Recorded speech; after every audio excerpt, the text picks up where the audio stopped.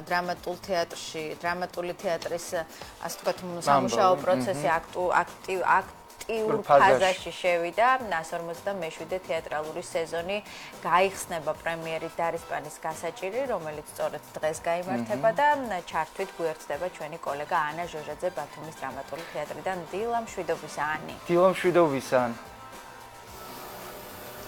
დილა მშვიდობისა, მე ანა, მოგესალმებით და მივესალმებით დილის ტალღის ერთგულ მაყურებელს, ყველას ენერგიულ და პოზიტიურ დღეს გისურვებთ. ჩვენ დილიდან ბათუმის დრამატული თეატრის დიდი სცენიდან მოგესალმებით. დღეს 14 იანვარია, ქართული თეატრის აღდგენის დღე და დღევანდელ მნიშვნელოვან თარიღს ბათუმის დრამატული თეატრი პრემიერით აღნიშნავს. ასევე მინდა გითხრათ, რომ რიგით 157 თეატრალური სეზონის გახსნა და სწორედ სეზონი უნდა გაიხსნას საინტერესო უკვდავი კლასიკით დავით კუდიაშვილის დარისპანის გასაჭირით. ჩვენთან ერთად დილიდან იმყოფებიან ის ადამიანები, ვინც ამ უკვდავ კლასიკას ახალი სიცოცხლე შესძინეს და მათთან ერთად უფრო ვრცლად ვისაუბრებთ, როგორ მიმდინარეობს ზოგადად წინა საპრემიერო სამზადისი და როგორი იქნება ახალი თეატრალური სეზონი, რამდენად საინტერესო და მრავალფეროვანი. ჩვენთან ერთად დილიდან იმყოფება ბათუმის დრამატული თეატრის დირექტორი ბატონი კოტე მჟავია. დილა მშვიდობისა, ბატონო კოტე.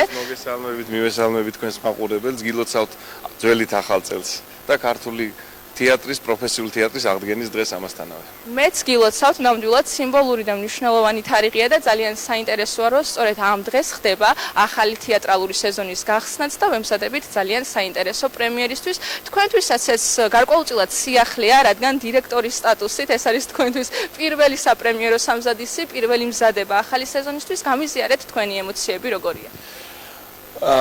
ნამდვილად არა მარტო საინტერესოა, მეტად საპასუხისმგებლო საქმეა, როგორც ამ ახალ ამპლუაში, დირექტორის ამპლუაში.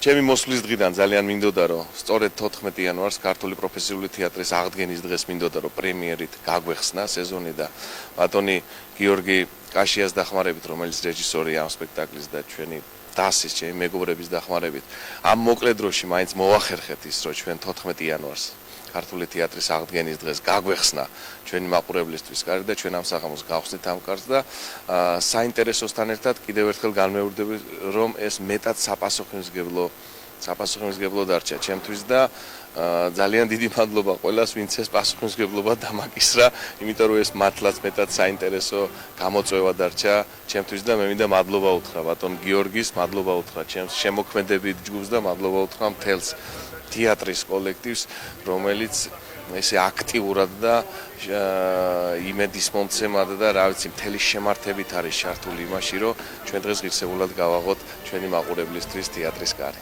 ბატონო კოტე, როგორც ვიცი, სხვა არაერთი პრემიერისთვისაც მიმდინარეობს ახლა მზადება, ასე რომ ვფიქრობ მაყურებელს და ზოგადად თეატრის მოყვარულებს ძალიან საინტერესო სეზონი ელოდებათ. აი ეს დეტალებით რომ გაგვიზიაროთ და გაგვიფრთხილოთ, რამდენად დატვირთულად მიმდინარეობს ამჟამად ზოგადად მთლიანი სამზადისი ახალი სეზონისთვის. მე მაყურებელს შემიძლია დავპირდე ბათუმელ მაყურებელს და არა მარტო ბათუმის მაყურებელს. ჩვენ შემოქმედებითაც ძალიან დატვირთული სეზონი გველოდება. ამ წუთას ამ მონაცემით 4 პრემიერა არის ჩაშვებული თეატრში, მაგრამ სეზონის ბოლომდე ჩვენ კიდევ 3 პრემიერის ჩაშვებას, ანუ ივლისის ბოლომდე კიდევ 3 პრემიერის ჩაშვებას გეგმავთ და ფაქტიურად მიღწეულია შეთანხმება ამ შემდეგ 3 პრემიერაზე. რა თქმა უნდა, შეიძლება ითქვას, რომ უკვე მომავალი სეზონისთვისაც დაგეგმილია, ახალი წლის ჩათვლით უკვე ვიცით რა პრემიერები უნდა გამოვიდეს, ორ უცხოელ რეჟისორს ველოდებით, ამას უკვე მე რამდენად ვამბობ და სიურპრიზად დავტოვებ ჩვენი მაყურებლისთვის, ძალიან საინტერესო რეჟისორები ჩამობრძანდებიან. უახლოეს მომავალში მემზადებით ასევე ფესტივალებისთვის და მოკლედ გვირდებით, რომ ნებისმიერი თაობის მაყურებლისათვის, ნებისმიერი ჟანრის და რანგის მაყურებლისათვის ჩვენი თეატრის კარები ღია იქნება და საინტერესოდ გავაღებთ ბათუმის თეატრის კარებს. ძალიან დიდი მადლობა და მე წარმატებებს გისურვებთ და აქვე მინდა გადავინაცვლო უკვე გიორგი კაშიასთან, რეჟისორთან. წინა საპრემიერო სამზადისი ტრადიციულად დიდი ფუსფუსით მიმდინარეობს, ასე რომ არის მოლოდინი ძალიან დიდი. დილა მშვიდობისა, ბატონო გიორგი, მადლობა რომ დაგვითმეთ დრო.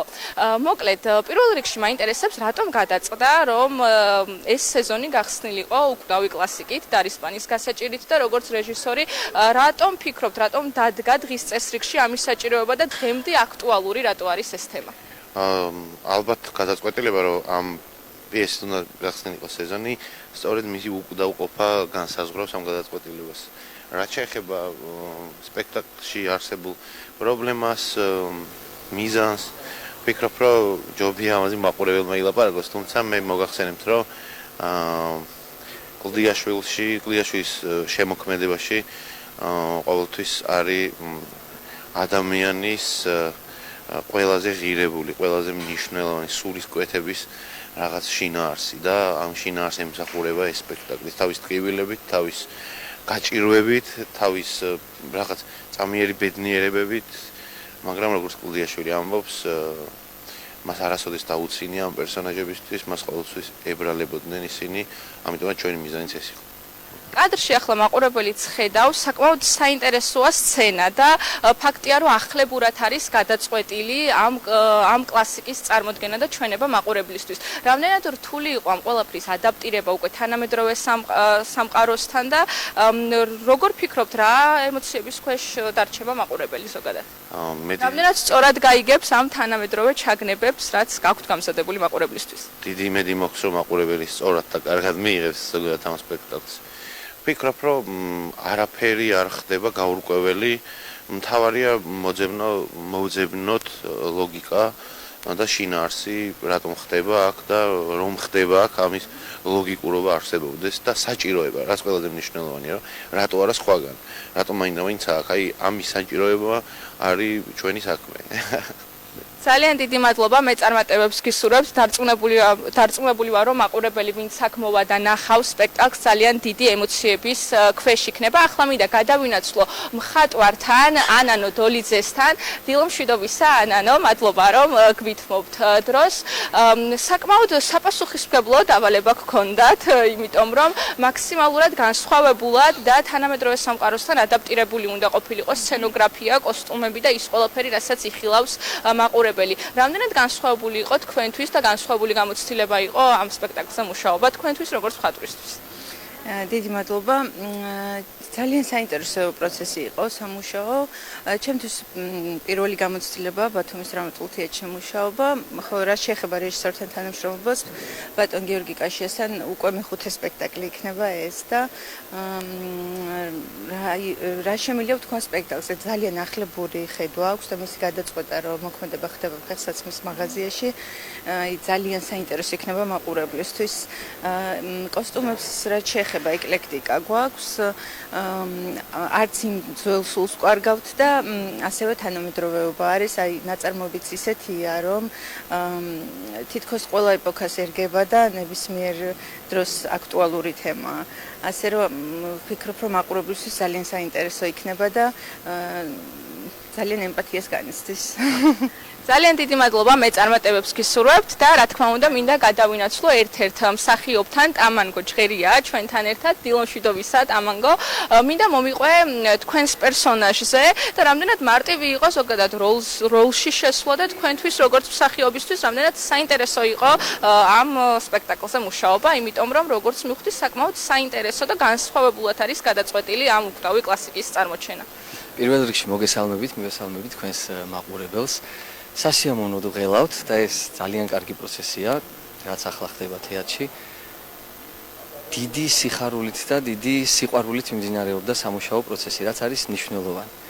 მე და ჩემი მეგობარი თორნიკე ბარამიძე ვთამაშობთ დუბლებს. ჩვენ ერთმანეთისადმი სწორი დამოკიდებულებით, მეგობრობით და ასე შემდეგ მივახციეთ იმას, რომ ორივე ოსიკო ყოფილიყო განსხვავებული და როდესაც თორნიკე გადიოდა, მე ვუყურებდი რეპეტიციებს, როცა მე გავდიოდი, თორნიკე მიყურებდა და მეგობრული ერთმანეთის გულშემატკივრობით და დამოკიდებულებით მე ვფიქრობ, რომ საინტერესო შედეგამდე მივედით, თუ არა ამას მაყურებელი გადაწყვეტს, მაგრამ მე ვფიქრობ, რომ ყველაფერი კარგად იქნება და დიდი მადლობა მინდა გადავუხადო ბათუმის დრამატულ თეატრს, ყველას, ვისაც აქ მოსვლა უხარია და ვინც თეატრისთვის ზრუნავს და უნდა რომ აქ ყველაფერი კარგად იყოს. არ დავიწყებ ჩამოსვლას, ასეთი ძალიან ბევრია, ყველას მადლობა. და მანგო მსახიობისთვის ძალიან მნიშვნელოვანია მაყურებლის უკავშირი და ბუნებრივია რომ წინასწარ უკვე გარკვეული პროგნოზი გვაქვს ალბათ გულის სიღრმეში თუ რა ემოციების და რა შთაბეჭდილების ქვეშ იქნება მაყურებელი. თქვენი მოლოდინი როგორია? როგორ ფიქრობთ, რამდენად დიდი იქნება დაინტერესება, დიდი იქნება მოწონება და რამდენად სწორად გაიგებენ იმ მესიჯებს, რაც იქნება დღევანდელ სპექტაკლში? პირველ რიგში მე მინდა ძალიან ბევრ ადამიანს მოუხადო ბოდიში, რადგან მოსაწვევები აღარ არის ფაქტობრივად და ამდენი ხანი რომ ჩვენ გაჩერებულები ვიყავით, ხშირად იყო ჩემი კოლეგების მიმართ ეს კითხვა რომ როდის დაიწყება, როდის იქნება და ინტერესი დიდია. და ისეთი რეჟისორი მუშაობს პირველ რიგში კარგი ადამიანი და საკუთარ საქმეზე შეყვარებული პროფესიონალი, რომ მე ვფიქრობ მან რაც ამ ცირე პერიოდში მოახერხა ჩვენთან ერთად და ჩვენს გამომართლებთ იმედებს და მაყურებელი ამ სპექტაკლს მიიღებს ფიქრობ ძალიან კარგად. ძალიან იმედი ყოველ შემთხვევაში. ძალიან დიდი მადლობა და მე წარმატებებს გისურვებთ. მადლობა თქვენ და წარმატებები ყველას. ძალიან დიდი მადლობა. მოკლედ 14-ში დღეს და 15 იანვარს გაიმართება დარისპანის გასაჭირის პრემიერა. როგორც უკვე გვითხრეს, მართალია ბილეთები უკვე ამოწურულია და საკმაოდ სწრაფად გაიყიდა, თუმცა დაინტერესების შემთხვევაში უკვე ახლო მომავალში ბილეთების შეძენა შეგიძლიათ როგორც ონლაინ ისე ადგილზე, ასე რომ ვფიქრობ ეს სპექტაკლი არ უნდა გამოტოვოთ და აუცილებლად უნდა ნახოთ. მე ამით დაგემშვიდობებით, ესეთი იყო ჩვენი დღევანდელი ჩართვა. ყველას პოზიტიურ და ენერგიულ დღეს გისურვებთ ტრადიციულად და უფრო მეტად რომ გქონდეს დადებითი ემოცია და უფრო მეტად რომ შევიგრძნოთ საზეიმო და საახალწლო განწყობა, დაგიტოვებთ მუსიკალურ ნომერს. ახალი წლის ღამეა და ყველა ელიზაბეთ ზოგი ნადრობს სიმღერას და ზოგი კიდევ მე სასიყვარულს მოელიან ჯანმრთელობას ხმეს ცხოვრებისგან მინიჭებულ ალალ მართალობებს არ სიყვარულს მოელიან ჯანმრთელობას ხმეს ცხოვრებისგან მინიჭებულ ალალ მართალობებს ავსაკაცავეს სიტყვა არ შერჩებოდეს გასაკაცა დოქის წყალი დამაჯერებოდეს სარიელი ბელგარი ამოვსებოდეს ხინი აქვს თუ გაჭირება ემღერებოდეს სარიელი ბელგარი ამოვსებოდეს ხინი აქვს თუ გაჭირება